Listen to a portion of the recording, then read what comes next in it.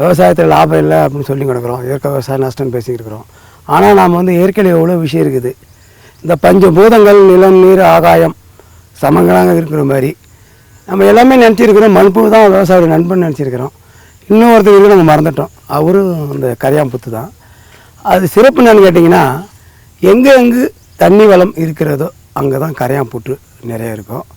அது அடுத்து பார்த்திங்கன்னா எங்கே நீர் வளம் இப்போ நம்ம எந்த ஆராய்ச்சி பண்ண தேவையில்லை, எங்கே கரையாக இருக்குதோ அங்கே புத்து வளம் இருக்கும். அந்த இடத்த மண் வளமும் நிறையா இருக்கும். ஒரு தரமான மண் உருவாக வேண்டுமானால் ஒரு 5000 ஆண்டு ஆகும். அந்த மக்குத்தன்மை நம்ம ஒரு 5000 ஆண்டு பண்ண விவசாயத்தில் 50 ஆண்டு பச்சை பண்ணிட்டோம். ஆனால் நம்ம மரம் காய்க்கலை பூக்கலை, மரம் நல்லா வளரணும்னு பார்த்திங்கன்னா அந்த புத்து மண், ஒரு செடிக்கு ஒரு 1/4 கிலோ புத்து மண், ஒரு 100 கிராம் இல்லை ஒரு 1/4 கிலோ வேப்ப மண்ணாக போட்டு நீங்கள் செடி நட்டிங்கன்னா அந்த செடி நல்லா வளரும்.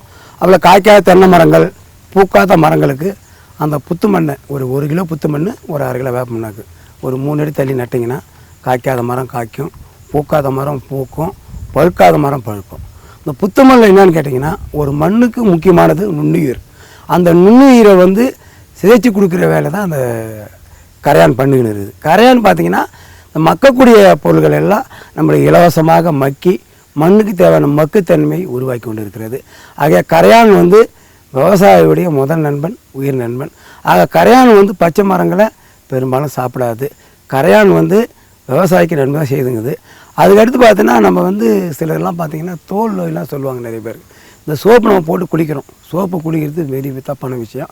அந்த கரையா மண்ணை வந்து ஒரு 48 நாள் ஒரு மண்ணில் வந்து நல்ல மனிதனுடைய கை கால் படாத புத்து மண்ணாக இருக்கணும். நீங்கள் சாலை வார புத்து மண்ணெலாம் கார்பன் டை ஆக்சைடெலாம் பண்ணியிருக்கோம்.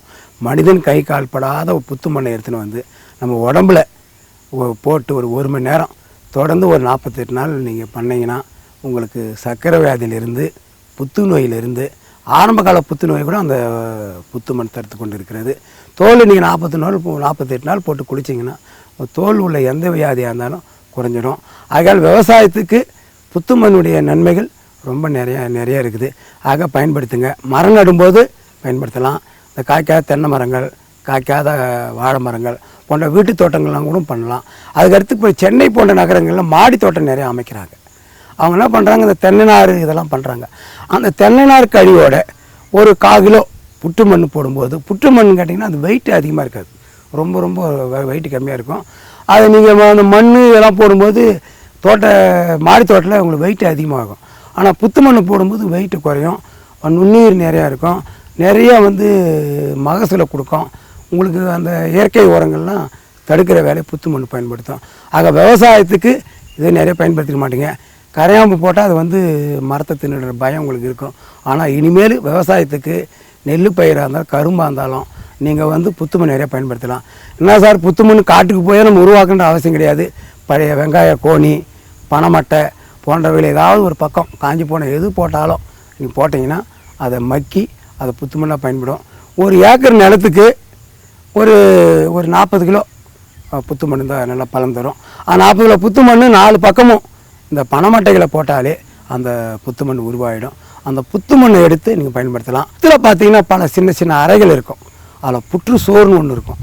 அந்த புற்றுச்சோறை நீங்கள் அப்படியே காய வச்சு இதை ஒரு பவுடராக்கி ஒரு 48 நாள் நீங்கள் சாப்பிட்டீங்கன்னா புத்துநோய் யாருக்கும் வராது.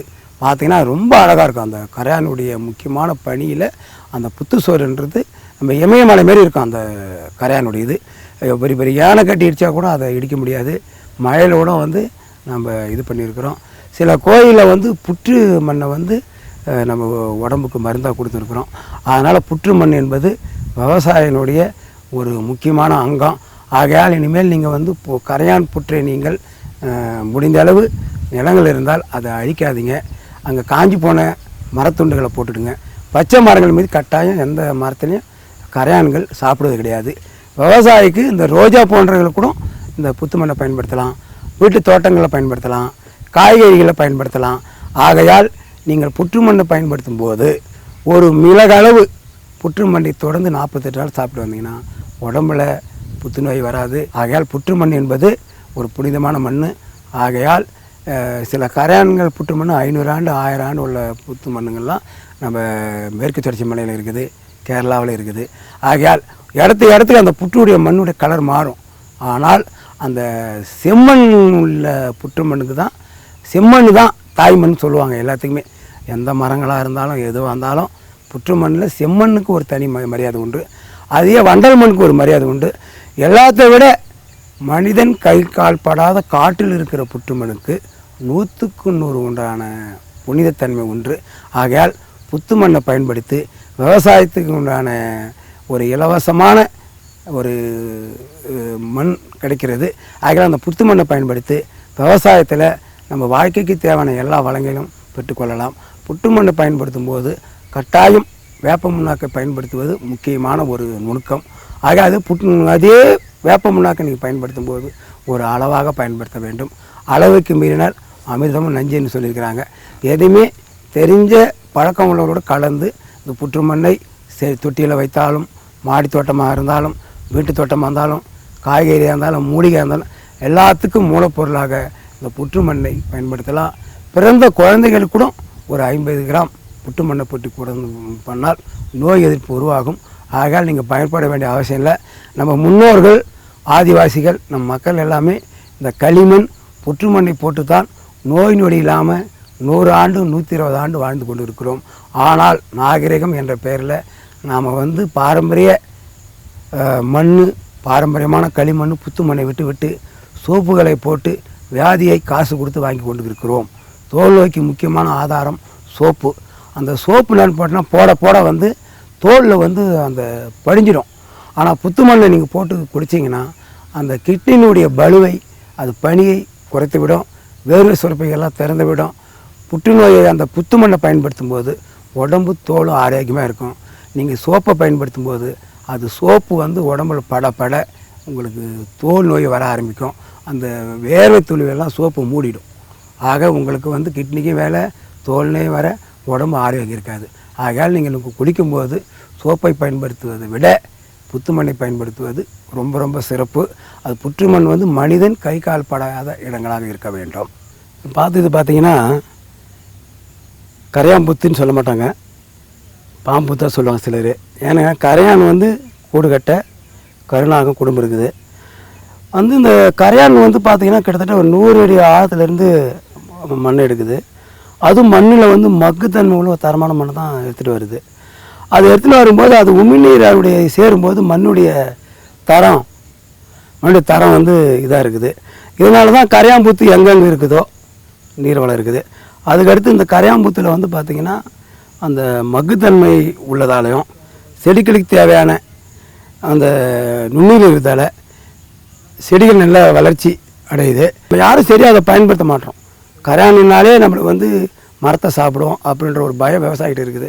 அந்த பயத்தை நீக்கிட்டு கரையான் மண்ணை நம்ம பயன்படுத்தினா விவசாயினுடைய மகசூல் 50% 100% குறையும். விவசாயத்தினுடைய அந்த உரச்செலவு மற்றதெல்லாம் ஒரு 50% குறையும். கரையாம்பூத்துனா நம்ம சாமிக்கு பயன்படுத்துகிறோம். ஆனால் சாமிக்கு பயன்படுத்த புத்துக்களை விட்டு சும்மா நிலங்களில் நிறைய புத்து மண் இருக்கும். அந்த புத்து மண்ணை நீங்கள் பயன்படுத்தினீங்கன்னா விவசாயத்தில் ஒரு வளம் பெறலாம். அந்த புத்து நான் கேட்டிங்கன்னா நுண்ணுயிர் பெருக்கம் மண்ணுக்கு நுண்ணுயிர் வேணும். நுண்ணுயிர் பெருக்கம் பெறும்போது மண் வளமாக உருவாக்கப்படும் போது மண்புழு உரம் நிறைய உருவாக்கப்படுகிறது. அப்போ மண்புழுவும் தேவை, நுண்ணுயிர் தேவை.